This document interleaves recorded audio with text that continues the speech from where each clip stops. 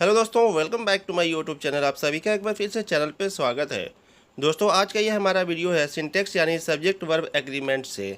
तो दोस्तों, सिंटैक्स यानी subject verb agreement English grammar के एक ऐसा चैप्टर है जो कि काफ़ी ज़्यादा इंपॉर्टेंट है। तो इस चैप्टर से सभी बोर्ड एग्जाम्स में तो क्वेश्चंस पूछे जाते ही हैं, साथ ही साथ सभी तरह के कॉम्पिटिटिव एग्जाम्स में भी काफ़ी ज़्यादा प्रश्न इससे पूछे जाते हैं। तो इसके बारे में हमें जानकारी होना काफ़ी ज़्यादा ज़रूरी है। तो आज के इस वीडियो में हम लोग डिस्कस करेंगे इसके कुछ इंपॉर्टेंट रूल्स के बारे में। एग्जाम्पल से हम लोग अच्छी तरह से समझेंगे। तो मुझे उम्मीद है कि इस वीडियो को देखने के बाद आपसे कुछ भी गलती नहीं होगी। तो दोस्तों, वीडियो शुरू करने से पहले मैं आपको बता दूं कि सिंटैक्स के ऊपर हमारे चैनल पे एक और वीडियो मौजूद है जिसमें कुछ और इंपॉर्टेंट रूल्स के बारे में बताया गया है। तो आपसे रिक्वेस्ट यही है कि ये वीडियो को देखने के बाद आप उस वीडियो को भी पूरी तरह से देख लीजिएगा, और उस वीडियो का लिंक मैंने इस वीडियो के डिस्क्रिप्शन में डाल दिया है, तो आपको वीडियो को ढूंढने में ज़्यादा आसानी होगी, सहूलत होगी। तो चलिए हम लोग आज का ये वीडियो स्टार्ट करते हैं। और वीडियो स्टार्ट करने के साथ ही मैं आपको इसका एक सबसे ज़्यादा इंपॉर्टेंट रूल बता देता हूँ कि अगर सिंगुलर सब्जेक्ट होगा तो सिंगुलर वर्ब लगेगा, और अगर प्लूरल सब्जेक्ट होगा तो प्लूरल वर्ब लगेगा। यानी कि सिंगुलर सब्जेक्ट के साथ सिंगुलर वर्ब आता है और प्लूरल सब्जेक्ट के साथ प्लूरल वर्ब आता है। ये एक सेंटेंस का एक बेसिक नियम है और ये सबसे ज़्यादा इंपॉर्टेंट नियम है।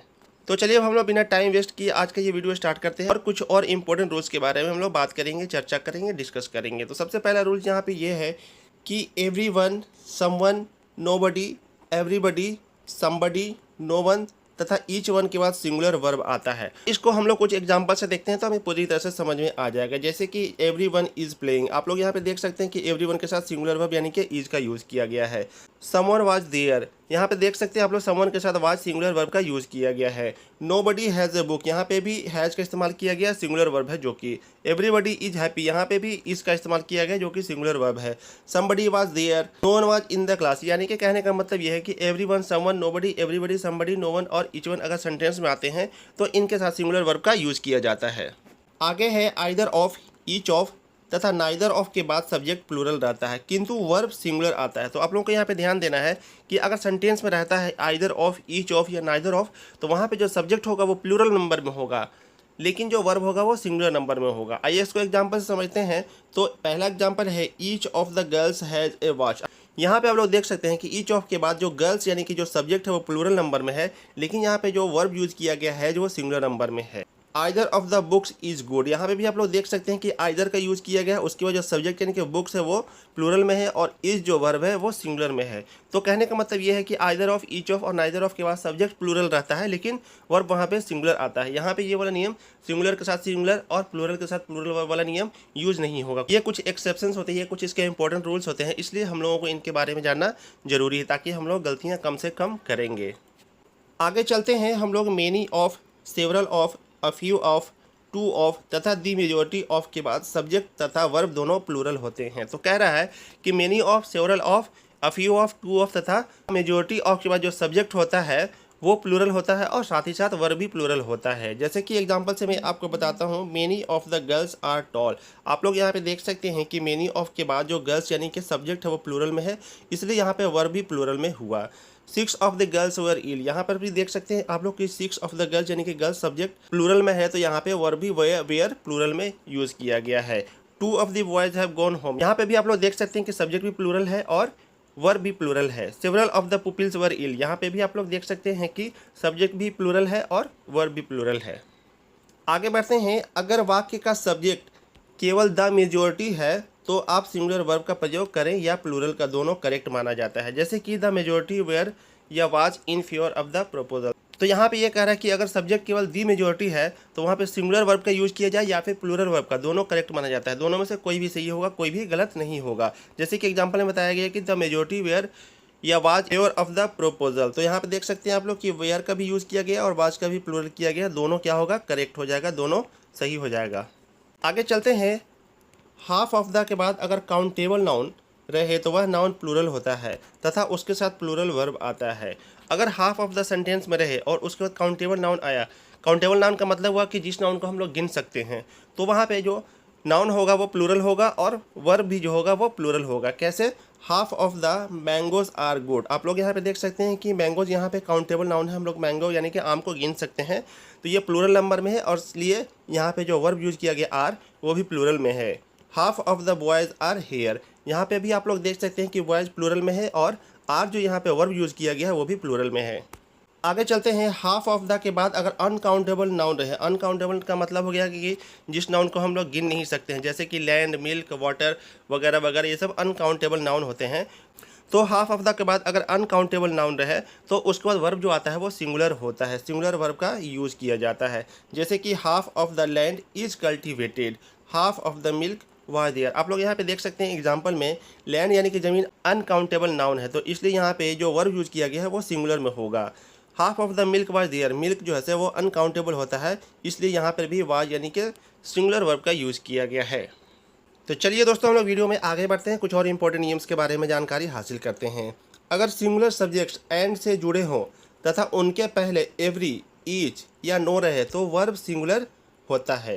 तो यहाँ पे कह रहा है कि अगर दो सिंगुलर सब्जेक्ट एंड से जुड़े हों और उनके पहले एवरी, ईच या नो रहे तो वर्ब जो वहाँ पास आएगा वो सिंगुलर वर्ब का यूज़ किया जाएगा। जैसे कि every man and every women has equal rights. तो इस सेंटेंस का मतलब हुआ कि हर एक आदमी और हर एक औरत का एक बराबर अधिकार है। तो देख सकते हैं आप लोग कि मैन के पहले भी एवरी का यूज़ किया गया है, वुमेन के पहले भी एवरी का यूज़ किया गया है। तो इसलिए ऐसे कंडीशन में जो वर्ब होगा वो सिंगुलर होगा, इसलिए यहाँ पे हैज़ का यूज़ किया गया है। अगला एग्जांपल है, each boy and each girl is ready now. तो यहाँ पे भी देखिए सेम वही कंडीशन है, each boy and each girl, यानी कि गर्ल और बॉय के पहले ईच का यूज़ किया गया है, इसलिए यहाँ पर भी जो वर्ब यूज होगा वो सिंगुलर वर्ब यानी कि ईच का यूज़ किया जाएगा। No friend and no relative has anything to offer, same यहाँ पे वही कंडीशन है, नो का यूज़ किया गया, नो यानी कि फ्रेंड के पहले नो, रिलेटिव के पहले नो, तो इसलिए यहाँ पर जो वर्ब यूज़ किया गया है वो सिंगुलर यानी कि हैज़ का यूज़ किया गया। हैज़ एक सिंगुलर वर्ब होता है। आगे बढ़ते हैं हम लोग, अगर मोस्ट या मोस्ट ऑफ के बाद अगर काउंटेबल नाउन रहे तो वह प्लूरल होता है तथा उसके बाद प्लूरल वर्ब आता है। जैसे कि most people think so, most of the teachers are busy, most of the boys have come. तो कहने का मतलब यह है कि अगर मोस्ट या मोस्ट ऑफ के बाद काउंटेबल नाउन रहे, यानी कि ऐसा नाउन जिसको हम लोग काउंट कर सकें, गिन सकें, तो वहाँ पे सब्जेक्ट जो होता है वो प्लूरल होता है, इसलिए वहाँ पर प्लूरल वर्ब का यूज़ किया जाता है। तो पहले एग्जांपल में आप लोग देख सकते हैं कि यहाँ पे थिंक यानी कि प्लूरल वर्ब का यूज़ किया गया है, तो थिंक में एस या ई एस लगा कर इसको सिंगुलर बनाया जाता है। दूसरे एग्जांपल में टीचर्स आर बिजी, आप लोग यहाँ पे देख सकते हैं कि आर यानी कि प्लूरल वर्ब का यूज़ किया गया है। तीसरे सेंटेंस में हैव का यूज़ किया गया है जो कि एक प्लूरल वर्ब होता है। आगे चलते हैं, मोस्ट ऑफ के बाद अगर अनकाउंटेबल नाउन रहे तो उसके बाद सिंगुलर वर्ब का यूज़ किया जाता है। जैसे कि अभी इसके पहले वाले नियम में था कि मोस्ट ऑफ के बाद अगर काउंटेबल नाउन रहे तो वहाँ पे प्लूरल वर्ब यूज होता है, लेकिन यही कंडीशन अगर चेंज हो जाए, अनकाउंटेबल नाउन रहे अगर मोस्ट ऑफ के बाद, तो वहाँ पर जो वर्ब यूज होगा वो सिंगुलर होगा। कैसे हम लोग इसको एग्जाम्पल से समझते हैं, most of the time is lost, time जो होता है वो अनकाउंटेबल नाउन होता है, टाइम को हम लोग गिन नहीं रह सकते हैं, तो इसलिए यहाँ पे सिंगुलर वर्ब यानी कि इज का यूज किया गया है और इज का यूज किया जाएगा। Most of the money, money भी यहाँ पे अनकाउंटेबल नाउन है, दुनिया में कितनी मनी है, कितने पैसे हैं, ये तो कोई गिन नहीं सकता ना, इसलिए ये अनकाउंटेबल नाउन हुआ, तो यहाँ पर भी इज यानी कि सिंगुलर वर्ब का यूज़ किया गया है। Most of the sugar was dirty, sugar एक अनकाउंटेबल नाउन है, तो इसलिए यहाँ पर भी सिंगुलर वर्ब यानी कि वाज का यूज़ किया गया है। आगे बढ़ते हैं हम लोग, जब वाक्य डमी सब्जेक्ट यानी कि देयर से शुरू हो तब वर्ब अपने वास्तविक सब्जेक्ट जो वर्ब यानी कि am, is, are, was, were, have इत्यादि के बाद आता है उसके अनुसार सिंगुलर या प्लूरल होता है। यानी कि सेंटेंस अगर देयर से स्टार्ट हो तो वहाँ पे क्या होता है कि जो ओरिजिनल सब्जेक्ट रहता है यानी कि इज, एम, आर के बाद जो आता है तो उसके हिसाब से सब्जेक्ट सिंगुलर या प्लूरल होता है। जैसे कि आप लोग यहाँ पे एग्जांपल से देख सकते हैं कि there is a boy, boy यहाँ पे एक लड़का की बात की जा रही है, तो इस यहाँ पे सिंगुलर वर्ब का यूज़ किया गया। देयर वाज ए किंग, एक राजा की बात की जा रही है, इसलिए यहाँ पर वर्ब जो है से वो सिंगुलर हुआ। अगले एग्जांपल में है देयर आर बॉयज़, बॉयज़ यहाँ पे प्लूरल में है, इसलिए यहाँ पर भी प्लूरल वर्ब का यूज़ किया गया है। देयर वेयर किंग्स, किंग्स यानी कि बहुत सारे राजाओं की बात की जा रही है, यानी कि ये प्लूरल में है किंग्स, इसलिए यहाँ पर प्लूरल वर्ब का यूज़ किया गया है।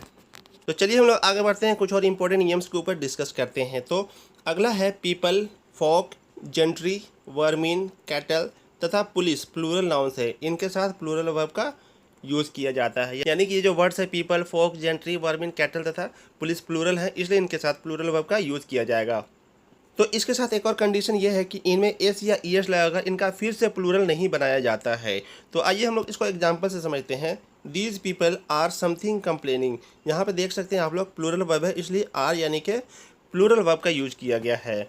The cattle we are grazing in the field, मवेशी मैदान में घास चर रहे हैं। तो यहाँ बस आप लोग देख सकते हैं कि कैटल को प्लूरल यहाँ पे समझा गया है, इसलिए यहाँ पे प्लूरल वर्ब यानी कि वेयर का यूज़ किया गया है। The police have search the thief, police ने चोरों को ढूंढ लिया है, पकड़ लिया है। तो पुलिस को भी प्लूरल यहाँ पे समझा गया, इसलिए यहाँ पे हैव यानी कि प्लूरल वर्ब का यूज किया गया है। न्यूज़, इनिंग्स सिंगुलर नाउन्स हैं, इनके साथ सिंगुलर वर्ब आता है, जैसे कि no news is good news. Patil's innings in the Melbourne test was his best. तो यहाँ पे मैं इसको आपको एक्सप्लेन करता हूँ कि न्यूज़, इनिंग्स ये सब सिंगुलर नाउन्स है, इसलिए इनके साथ सिंगुलर वर्ब का यूज किया जाता है। जैसे कि पहले एग्जांपल में दिया गया है कि no news is good news, यानी कि यहाँ पे हेल्पिंग वर्ब इज का यूज किया गया है, जो कि सिंगुलर हेल्पिंग वर्ब है, सिंगुलर वर्ब है। Patil's inning in the Melbourne test was his best, तो यहाँ पास भी इनिंग वर्ड का यूज किया गया है, तो इसके साथ जो वर्ब यूज हुआ है वो सिंगुलर वर्ब यानी कि वाज का यूज किया गया है। दोस्तों, कुछ विषयों के नाम के अंत में एस लगा रहता है जो कि सिंगुलर होते हैं, जैसे कि classics, linguistics, mathematics, physics, phonetics, ethics, athletics, politics, statistics. तो ये सारे जो सब्जेक्ट्स के नाम हैं इनके लास्ट में एस लगा हुआ है। तो ये एस लगा होने से आप लोग इसको भ्रम में मत पड़िए कि ये प्लूरल में है, एक्चुअली में ये सिंगुलर होते हैं और इनके साथ सिंगुलर वर्ब आता है। जैसे कि physics is an important subject, आप लोग यहाँ पे देख सकते हैं कि इज का यूज किया गया है, जो कि एक सिंगुलर वर्ब है।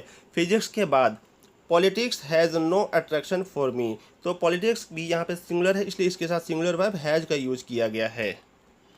आगे बढ़ते हैं हम लोग। एरिथमेटिक के हिसाब यानी कि सम्स में सिंगुलर वर्ब आता है, किंतु 2 and 2 और 4 को भी सही माना जाता है। जैसे एरिथमेटिक का हिसाब होता है कि 2 + 2 कितना होता है, 3 + 2 कितना होता है, इसको इंग्लिश में बोलेंगे हम लोग तो 2 and 2 is 4, 2 + 2 is 4, 10 - 4 is 6, 5 × 10 is 50। तो इसको जब हम लोग इंग्लिश में लिखते हैं तो यहाँ पे जो वर्ब होता है वो सिंगुलर होता है। तो 2 and 2 is 4, यहाँ पे इज का यूज किया गया है, जो कि सिंगुलर वर्ब है। 2 + 2 is 4, यहाँ पे भी सिंगुलर वर्ब का यूज किया गया है। लेकिन इसका मतलब ये नहीं हुआ कि 2 and 2 और 4 को गलत कहा जाएगा, नहीं, 2 and 2 और 4 ये भी सही है, इसको भी हम लोग सही कर सकते हैं, सही माना गया है। आगे चलते हैं हम लोग। नन ऑफ के बाद प्लूरल सब्जेक्ट तथा प्लूरल वर्ब आता है, जैसे कि none of the boys are here. आप लोग यहाँ पे देख सकते हैं कि दी बॉयज यहाँ पे सब्जेक्ट है, उसके पहले नन ऑफ का यूज़ किया गया है, तो बॉयज यहाँ पे प्लूरल में है, इसलिए वर्ब भी यहाँ पे प्लूरल होगा। None of them want this, तो यहाँ पे देख सकते हैं कि देम प्लूरल में है, इसलिए यहाँ पे जो वर्ब है वो भी प्लूरल में होगा। None of the girls were present, यहाँ पे भी गर्ल्स प्लूरल में, इसलिए इसके साथ वेयर का यूज किया गया, जो कि एक प्लूरल वर्ब है, लेकिन इन सभी के पहले नन ऑफ का यूज किया गया है। तो कहने का मतलब ये है कि नन ऑफ के बाद प्लूरल सब्जेक्ट तथा प्लूरल वर्ब आता है।